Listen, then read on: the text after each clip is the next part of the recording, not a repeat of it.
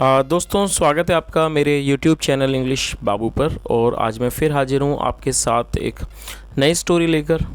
और दोस्तों आज की जो स्टोरी है ये विक्रम बेताल की सीरीज़ से ली गई है। बहुत ही इंटरेस्टिंग स्टोरी है, मज़ेदार कहानी है, सुनकर आपको बहुत मज़ा आएगा। उसके अलावा इस स्टोरी के अंदर आपको कई सारे नए इंग्लिश के वर्ड मीनिंग सीखने को मिलेंगे, उनकी करेक्ट प्रोनाउंसिएशन के बारे में पता चलेगा और जो इसका ग्रामर का स्ट्रक्चर है हम उसे बिल्कुल डिटेल में कवर करेंगे। तो चलिए दोस्तों आज की इस कहानी को हम शुरू करते हैं और सबसे पहले कहानी का टाइटल देखते हैं। कहानी का टाइटल है the Prince and his friend. क्या मतलब हुआ? द प्रिंस मतलब कि राजकुमार और उसका दोस्त। तो दोस्तों ये आज की इस कहानी का टाइटल है, शीर्षक है। और अब मैं इसे पढ़ना शुरू करता हूँ। आपसे रिक्वेस्ट है आप इसे बिल्कुल ध्यान से सुने और यदि आपको कोई नया वर्ड मिले तो आप उसे नोट भी ज़रूर करें। तो चलिए इसको शुरू करते हैं। A long time ago there was a prince called जय कुमार। क्या मतलब हुआ? A long time ago, दोस्तों ago का मतलब होता है पहले। A long time ago मतलब बहुत समय पहले। There was a prince, एक राजकुमार था।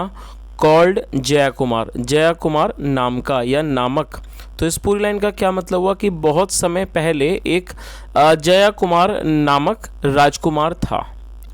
He had a friend called अभिमान। क्या मतलब हुआ? दोस्तों ये जो हमारा वाक्य है ये पास्ट का पजेसिव सेंटेंस है। जब हम किसी भी वाक्य में ये शो करना चाहते हैं कि पास्ट में किसी के पास कुछ था तो वहाँ पर हमें हैड का प्रयोग करना होता है हेल्पिंग वर्ब के रूप में। तो क्या मतलब हुआ? He had a friend called अभिमान, उसका एक अभिमान नामक दोस्त था। वन डे, एक दिन, प्रिंस जय कुमार एंड अभिमान वेंट इनटू द फॉरेस्ट। क्या मतलब हुआ? और दोस्तों ये जो हमारी आज की स्टोरी है ये पास्ट इंडेफिनिट में है। और जब भी हम पास्ट इंडेफिनिट में कोई भी अफर्मेटिव का वाक्य बनाते हैं तो वहाँ पर वर्ब की सेकंड फॉर्म का प्रयोग किया जाता है। तो इस स्टोरी के अंदर भी आपको कई सारे सेकंड फॉर्म देखने को मिलेंगी। तो इस लाइन का क्या मतलब हुआ? वन डे, एक दिन, प्रिंस जय कुमार एंड अभिमान मतलब राजकुमार जय कुमार और अभिमान वेंट इनटू द फॉरेस्ट, वो जंगल में गए। टू हंट, हंट का मतलब शिकार करना, टू हंट मतलब शिकार करने के लिए। आफ्टर अ लॉन्ग टाइम, बहुत समय के बाद। They came to a temple in the forest. क्या मतलब हुआ? आफ्टर ए लॉन्ग टाइम मतलब बहुत समय के बाद। दे केम, और ये कम की सेकंड फॉर्म है। They came to a temple in the forest, वो एक मंदिर में आए इन द फॉरेस्ट, जंगल में। तो इस पूरी लाइन का क्या मतलब हुआ कि बहुत समय के बाद, after a long time, they came to a temple in the forest, वो वो जंगल में एक मंदिर में आए। चलिए आगे देखिए।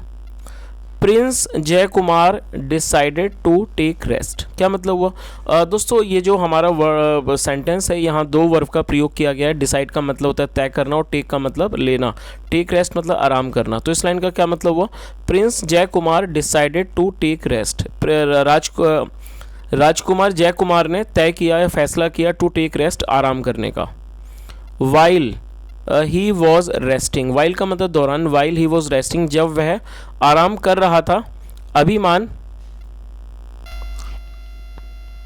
वाइल ही वॉज रेस्टिंग जब वह आराम कर रहा था। अभिमान वेंट टू अ पूल, अभिमान एक पूल पर गया मतलब कि अभिमान एक तालाब पर गया। टू वॉश हिमसेल्फ, अपने आप को धोने के लिए, खुद को धोने के लिए। ड्यूरिंग अभिमान्स एब्सेंस, और दोस्तों यहाँ अभिमान के बाद एपेस्ट्रॉफी एस का प्रयोग किया गया है और एपेस्ट्रॉफी एस का मतलब होता है का, के, की। जब हम किसी के साथ कुछ जोड़ना चाहते हैं तो एपेस्ट्रॉफी एस का प्रयोग किया जाता है। ड्यूरिंग अभिमान्स एब्सेंस, और एब्सेंस का मतलब होता है अनुपस्थिति। ड्यूरिंग अभिमान्स एब्सेंस मतलब कि अभिमान की अनुपस्थिति के दौरान। A princess of the neighbouring kingdom, एक राजकुमारी, ऑफ द नेबरिंग किंगडम मतलब एक पड़ोसी राज्य की। प्रिंसेस मेघाला, प्रिंसेस मेघाला मतलब राजकुमारी मेघाला, केम वो आई, टू द टेम्पल मंदिर आई। विद हर कंपेनियंस, अपने साथियों के साथ, कंपेनियंस मतलब साथी, अपने साथियों के साथ आई। Prince Jay Kumar and princess Meghala fell in love. क्या मतलब हुआ?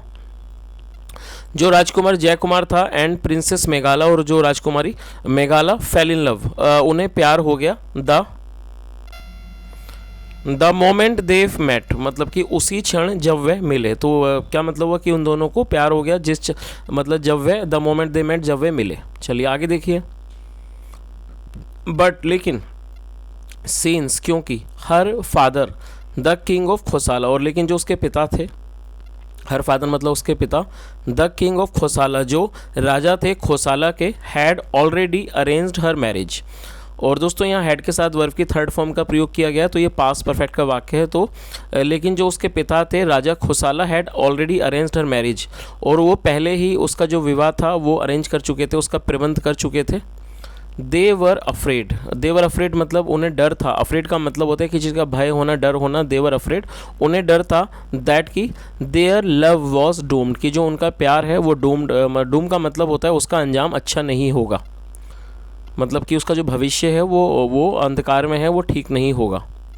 आफ्टर शी लेफ्ट मतलब जब वह गई, और दोस्तों ये लीव की सेकंड फॉर्म है। आफ्टर शी लेफ्ट मतलब उसके जाने के बाद। अभिमान केम बैक अभिमान वापस आया। And heard of the whole incident, और ये हियर की सेकंड फॉर्म है। Heard of the whole incident और उसने इस पूरी घटना के बारे में सुना। फ्रॉम हिज फ्रेंड अपने दोस्त से।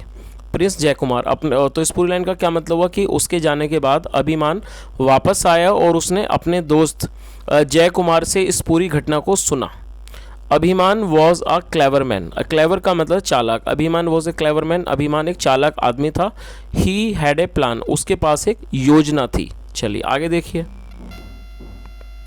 द नेक्स्ट डे मतलब कि अगले दिन। दे लेफ्ट फॉर खोसाला, और दोस्तों ये लीव की सेकंड फॉर्म है।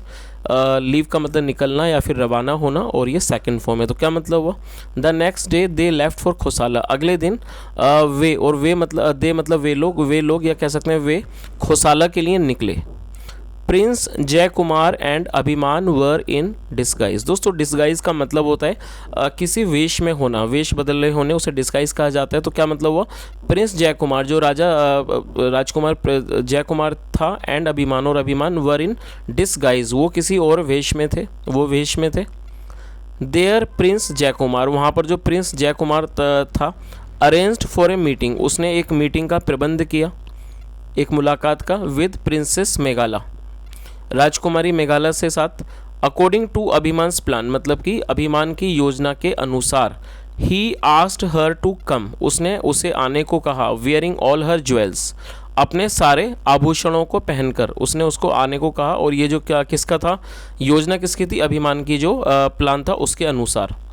When she went to meet him, और दोस्तों ये जो हमारा वाक्य है ये हमारा पास्ट इंडेफिनिट का ही वाक्य है, और यहाँ दो वर्ब का प्रयोग किया गया है। तो जब भी आप कोई ऐसा वाक्य बनाते हैं जहाँ दो वर्ब का प्रयोग किया जाता है, तो वहाँ जो पहली वर्ब है उसके बाद उसको आपको टेंस के अकॉर्डिंग यूज़ करना है, उसके बाद टू लगाना है, और टू के बाद हमेशा ही जो आप दूसरी वर्ब लगाएंगे टू के बाद हमेशा ही उसकी फर्स्ट फॉर्म का प्रयोग करना है। तो क्या मतलब हुआ, when she went to meet him जब वह उससे मिलने गई। Abhiman dressed as a bandit robbed her, और जो अभिमान था वो ड्रेस्ड एज बैंडिट जो कि डाकू के मतलब लुटेरे के वेश में था। बैंडिट मतलब डाकू के वेश में था। मतलब उसने डाकुओं वाले कपड़े पहने हुए थे। रॉब्ड हर उसने उसे लूट लिया। रॉब्ड हर ज्वेल्स उसके आभूषणों को लूट लिया। एंड रैन अवे और भाग गया। चलिए आगे देखिए। ही देन वेंट फिर वह गया। And sold it to a jeweller फिर उसने इनको और ये जो इट है वो आभूषणों के बारे में बात हो रही है। ही देन वेंट फिर वो गया। And sold it to a jeweller फिर उसने एक सुनार को उस मतलब सामान को जो आभूषण थे उनको उसने बेच दिया एक सुनार को। When the jeweller tried to sell the jewels और उसके बाद जब वैन मतलब जब द ज्वेलर जो सुनार था tried to sell the jewels जब उस सुनार ने उन आभूषणों को बेचने की कोशिश की। ट्राइड टू सेल मतलब बेचने की कोशिश की द ज्वेल्स आभूषणों को। ही वॉज अरेस्टेड उसे गिरफ्तार कर लिया गया। चलिए आगे देखिए। The arrested jeweller spoke the truth to the king और ये जो गिरफ्तार किया गया ज्वेलर था सुनार था स्पोक उसने बोला द ट्रूथ उसने सच बोला टू किंग द किंग राजा को। तो इस पूरी लाइन का क्या मतलब हुआ, जो ये गिरफ्तार किया गया सुनार था उसने राजा से सच बोला। द प्रिंसेस वॉज समन्ड और समन का मतलब होता है बुलावा देना। और दोस्तों ये जो हमारा वाक्य है प्रिंसेस वॉज समन्ड ये पास्ट कॉन्टिन्यूस का पैसिव वॉइस का वाक्य है। तो आप इस चीज़ को भी याद रखें कि जब किसी भी वाक्य में वॉज या वर के बाद थर्ड फॉर्म का प्रयोग किया जाता है तो वो पास्ट कॉन्टिन्यूस तो वो पास्ट इंडेफिनिट का पैसिव वॉइस का वाक्य होता है जहाँ पर वॉज या वर के बाद थर्ड फॉर्म का प्रयोग किया जाता है। तो इस लाइन का क्या मतलब हुआ, द प्रिंसेस वॉज समन्ड राजकुमारी को बुलवाया गया। एंड और एज जैसे कि she was a truthful and virtuous woman, और जैसे कि वो एक सच्ची और एक निष्ठावान महिला थी। शी एडमिटेड, उसने स्वीकार कर लिया, एडमिट का मतलब स्वीकार करना, उसने स्वीकार कर लिया टू हर फादर, अपने पिता से, दैट की she had gone to the outskirts. Outskirts का मतलब होता है शहर की जो बाहर का जो इलाके होते हैं उन्हें आउटस्कर्ट्स कहा जाता है, शहर की सीमाएं। तो उसने क्या कहा, उसने इस चीज़ को एडमिट कर लिया, स्वीकार कर लिया अपने पिता से, that she had gone to the outskirts of the kingdom, वो राज्य की सरहदों पर गई थी, बाहर गई थी, to meet her loved one, अपने प्रेमी से मिलने। द किंग वॉज इनरेज्ड, जो राजा था वो बहुत ज़्यादा इनरेज था, मतलब गुस्से में था, क्रोधित था। एंड बैनिस्ड हिज डॉटर, और दोस्तों बैनिश का मतलब होता है किसी को देश निकाला, दे देना, देश से निकाल देना। द किंग वॉज इनरेज, जो राजा था वो बहुत ज़्यादा क्रोधित था, गुस्से में था। एंड बैनिस्ड हिज डॉटर, अपनी बेटी को उसने देश निकाला दे दिया, फ्रॉम द किंगडम, राज्य से। चलिए आगे देखिए। Prince Jay Kumar took her to his kingdom, क्या मतलब हुआ। और दोस्तों ये टेक की सेकंड फॉर्म है, टेक का मतलब होता है ले जाना और ये टुक है सेकंड फॉर्म। तो इस लाइन का क्या मतलब हुआ, प्रिंस जय कुमार, राजकुमार जो जय कुमार था, टुक हर, वो से ले गया, टू हिज किंगडम, वो से अपने राज्य ले गया। ऑन द वे, रास्ते पर, he told her the truth, और रास्ते पर उसने उसे सच बताया, अबाउट द प्लान, योजना के बारे में, एंड वाई, और why they had acted it out, और उन्होंने इस तरह से एक्ट क्यों किया था, इस तरह से उन्होंने मतलब व्यवहार क्यों किया था, अभिनय क्यों किया था, इस चीज़ के बारे में उसने उसे बताया। If I went to your father, यदि मैं आपके पिता के पास गया होता, and asked for your hand, और मैंने आपका हाथ मांगा होता, he would have rejected me, उन्होंने मुझे रिजेक्ट मतलब उन्होंने मुझे रिजेक्ट कर दिया होता, अस्वीकार कर दिया होता, सिंस क्योंकि he had already chosen a sweater for you, क्योंकि उन्होंने पहले ही आपके लिए वो एक मतलब एक उपयुक्त वर देख चुके थे, ढूंढ चुके थे, मतलब कि चुन चुके थे। सेड द प्रिंस, राजकुमार ने कहा। प्रिंसेस मेघाला वॉज ओवरजॉयड, जो प्रिंसेस मतलब राजकुमारी मेघाला थी बहुत ज़्यादा खुश थी, दैट की the Prince loved her so much, कि जो प्रिंस है राजकुमार है वो उसे इतना प्यार करता है, इस बारे में बहुत ज़्यादा खुश थी। चलिए आगे देखिए। They were married in his kingdom, और उनकी शादी कर दी गई उनके राज्य में, एंड लिव्ड टुगेदर हैप्पीली, और वो खुशी से एक साथ रहे। चलिए आगे देखिए। बेताल आस्क्ड किंग विक्रम, बेताल ने राजा विक्रम से पूछा, नाउ अब, टेल मी, मुझे बताओ, ओ किंग, और किंग विक्रम, राजा विक्रम मुझे बताओ, हु वॉज रिस्पॉन्सिबल, मतलब कौन उत्तरदायी था, for the plight of princess, और दोस्तों प्लाइट का मतलब होता है दुर्दशा। तो क्या मतलब हुआ, बेताल ने राजा विक्रम से पूछा कि राजा विक्रम अब आप मुझे बताओ, tell me O king Vikram, who was responsible, मतलब कौन उत्तरदायी था, for the plight of princess Meghala, princess राजकुमारी मेघाला की दुर्दशा के लिए कौन उत्तरदायी था। चलिए आगे देखिए विक्रम ने क्या जवाब दिया, राजा विक्रम ने।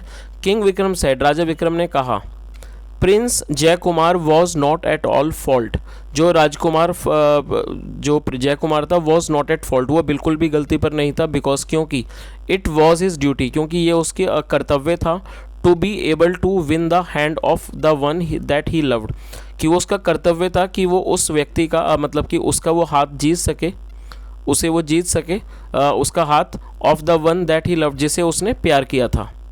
आगे देखिए। अभिमान वॉज अ ट्रू फ्रेंड, अभिमान एक सच्चा दोस्त था, and he acted out of loyalty, और उसने लॉयल्टी में मतलब वफादारी में आकर इस काम को किया। बट लेकिन the king made no attempt to find, लेकिन जो राजा था मेड नो अटैम्प्ट, उसने कोई प्रयास नहीं किया, टू फाइंड, पता लगाने का, what was in his daughter's heart, लेकिन उसने कोई भी प्रयास नहीं किया इस चीज़ का पता लगाने का, what was in his daughter's heart, की उसकी जो बेटी है उसके दिल में क्या है, इस चीज़ का उसने कोई कोशिश नहीं की उस चीज़ का पता लगाने का। He acted out of arrogance, और उसने एरोगेंस में मतलब उसने घमंड में, या कह सकते हैं अहंकार के अनुरूप उसने अहंकार में आकर काम किया, एंड प्राइड, और अहंकार और घमंड में आकर उसने इस कार्य को किया। आगे देखिए। बेताल सेड, बेताल ने कहा, ओ किंग विक्रम, मतलब कि ओ राजा Vikram, you really did come out with the right judgement, आप वास्तव में एकदम सही जो जजमेंट है, फैसला है, उसके साथ आप उसके साथ आए। आगे देखिए।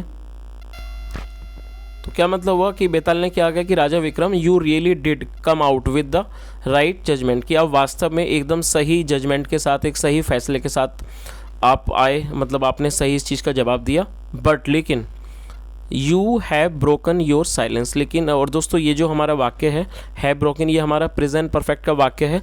जब भी किसी वाक्य में हैज़ या हैव के बाद वर्ब की थर्ड फॉर्म का प्रयोग किया जाता है तो प्रेजेंट परफेक्ट का वाक्य कहलाता है। और ये ब्रेक की थर्ड फॉर्म है ब्रोकन, जिसका मतलब होता है तोड़ना। But you have broken your silence, लेकिन आपने अपनी खामोशी को तोड़ा, येट अगेन, फिर दोबारा से। And I have to leave you again, और मुझे दोबारा से तुम्हें छोड़ना होगा। बेताल स्लिप्ड अवे, बेताल जो था वो स्लिप्ड अवे मतलब वो भाग गया, स्लिप अवे मतलब वो निकल कर भाग गया, अगेन दोबारा। Followed by king Vikram in hot pursuit, और उस पर दोबारा से बड़ी सरगर्मी से, हॉट परस्यूट मतलब होता है सरगर्मी, और दोबारा से बड़ी सरगर्मी से उसका पीछा किया गया राजा विक्रम के द्वारा। तो दोस्तों ये आज की एक छोटी सी कहानी थी, और मैं उम्मीद करता हूँ आज की कहानी आपको अच्छी लगी होगी। यदि कहानी अच्छी लगी हो और मेरा पढ़ाने का प्रयास भी आपको अच्छा लगा हो तो आपसे रिक्वेस्ट है, वीडियो को ज़रूर लाइक करें, शेयर करें, चैनल को सब्सक्राइब करें, बेल आइकन प्रेस करें ताकि नोटिफिकेशंस मिलती रहें। और यदि आपका कोई सुझाव हो तो आप कमेंट के माध्यम से ज़रूर बताएँ। यहाँ तक सुनने के लिए thank you so much. Have a nice day and bye.